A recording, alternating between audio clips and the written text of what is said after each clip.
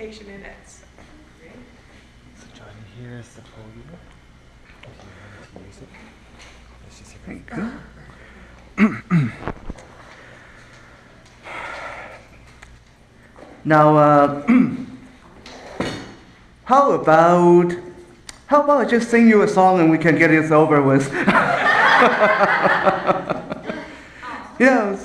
Been sitting here all afternoon. We can just skip forward to something more fun and maybe fast forward to dinner or something. So some of you probably know me already, and some of you don't. Those of you who know me, just pretend that you don't, and we'll get along just great.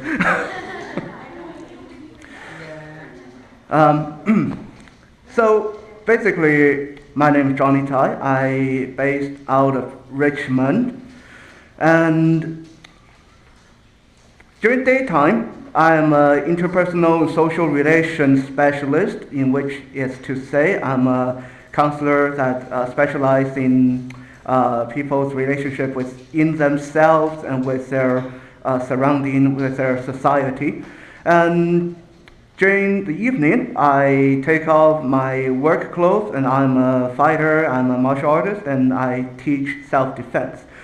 So, in a simpler term, during the day, I try to make people not kill each other. And in the evening, I teach them how to kill each other.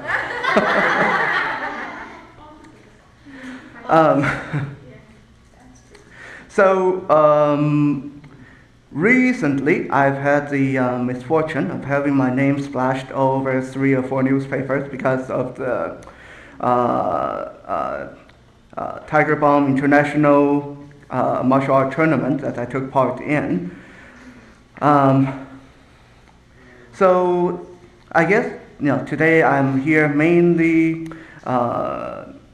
through that because I was my notoriety took a sudden boost.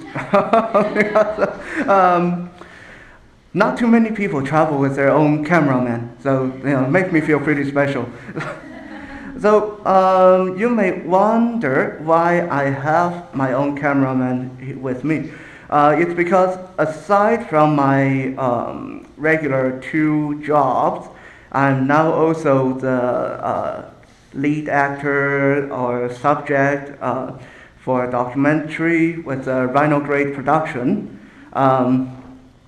Basically, they are producing a series of multimedia platformed film.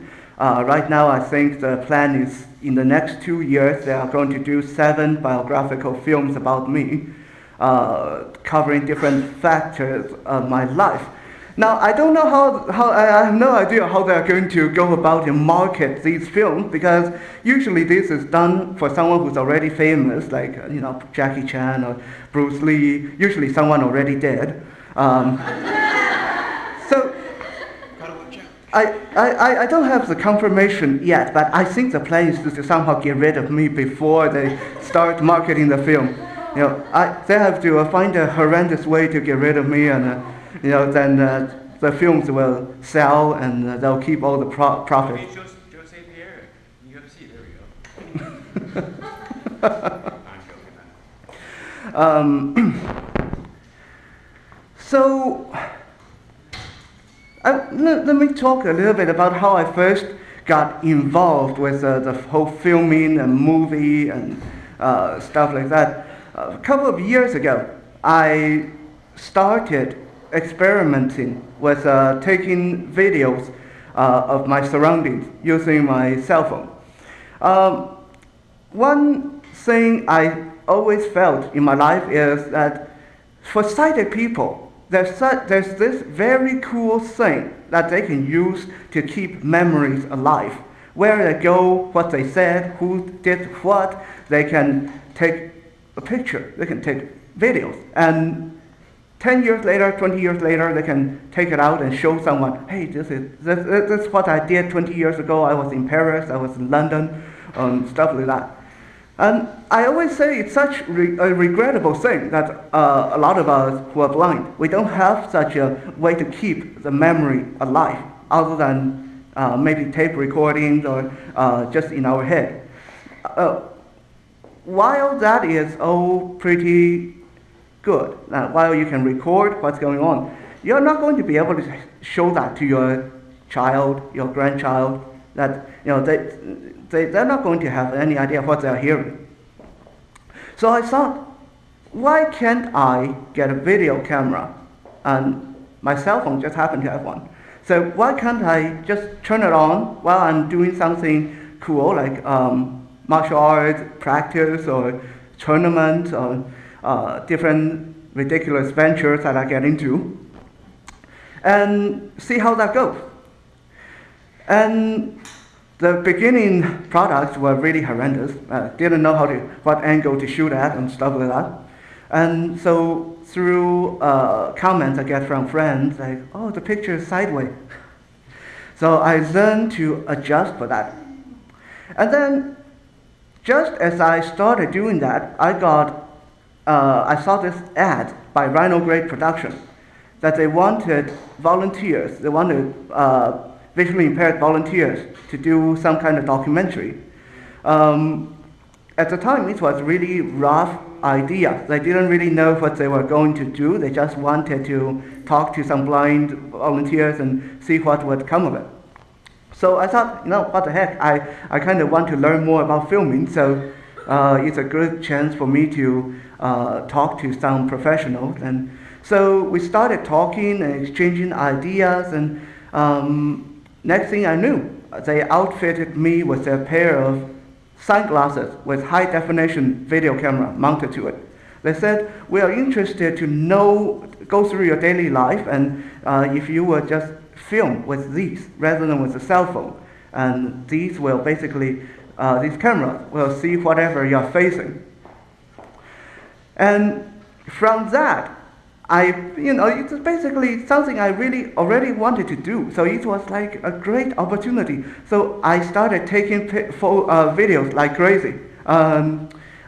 Experimented with cooking shows and little ideas.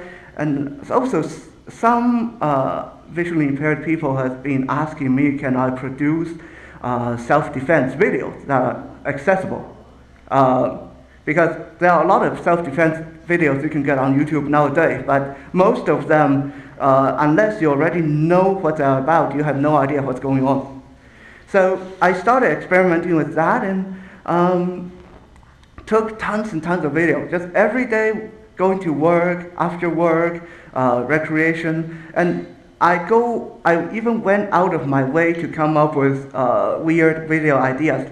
For example, one day I was walking along the sidewalk, and where I was, there was like a big, huge concrete pillar in front of me. So I was thinking, why don't I just pretend I was using bad cane technique and just almost walk into this? Like, this ought to be really, really weird on the video.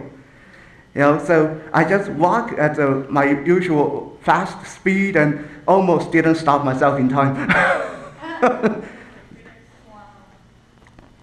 So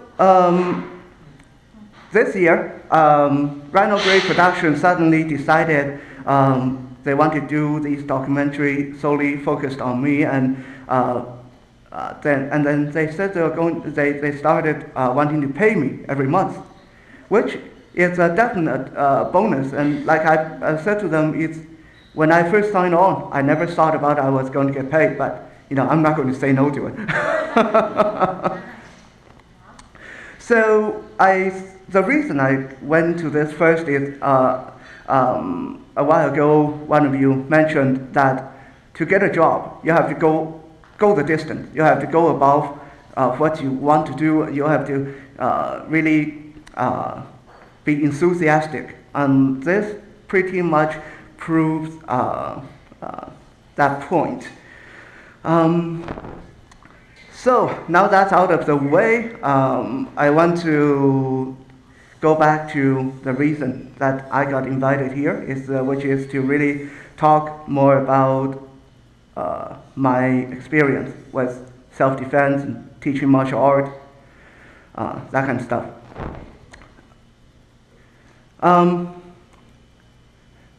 I don't know how many of you have heard of the Tiger Balm International Martial Art Tournament. It's a totally cited martial art tournament held internationally. It was held here in March in Vancouver. And 2 weeks before the tournament, I heard about it through a friend at the martial arts studio I teach and practice at. And I thought to myself, I wonder if they would let me sign in and if they would let me join. So I phoned the people organizer and said, I'm a practicing martial artist and I happen to be totally blind. I wonder if there will be any problem if I join the competition. And they actually said to me, well, we're not sure. We have to have several meetings before we can let you know. So I waited for their call, and finally, after a whole day, they called me back. We had meetings about this, and yeah, sure, if you want, you can join. You know, and they sort of kind of didn't really sound all that convinced. They basically like, okay, you know, if the blind guy's crazy enough to want to come and get his ass kicked, you know, that's cool.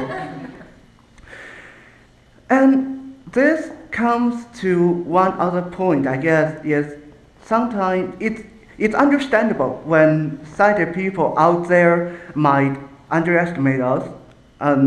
It's understandable because they don't have a lot of experience with us, but sometimes we underestimate ourselves. Sometimes we say, oh, I probably can't do it, and so you don't do something, and then you let the opportunity slip past. In this case, I almost did that. I was thinking, wow, international level competition against all sighted opponents. Granted, I've been fighting against sighted people all my martial art career, but this is just one huge step forward. I almost didn't go for it. I thought, and in the end, why I decided to go for it, I said to myself, even if I lost, I will probably be the first blind martial artist to ever do this. And I want to inspire other blind martial artists or other visually impaired people who might one day try self-defense and martial art, and let them know that it can be done.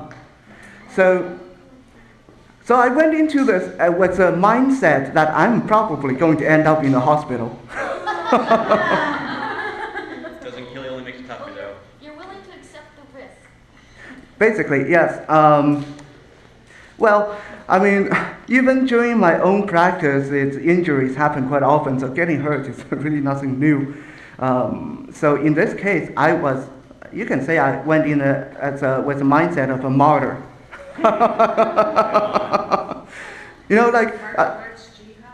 I figured even if I lose, but other blind people will see me on the newspaper and learn from the example, that will be cool. And then I went into the competition, and I ended up getting gold medal in the self-defense.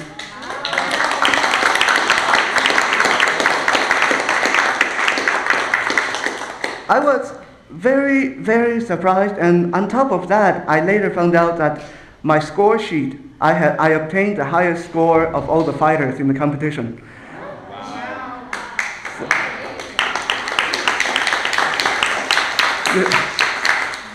You guys just keep clapping, and we can get through this, and I won't have to say anymore. Now you guys get to do all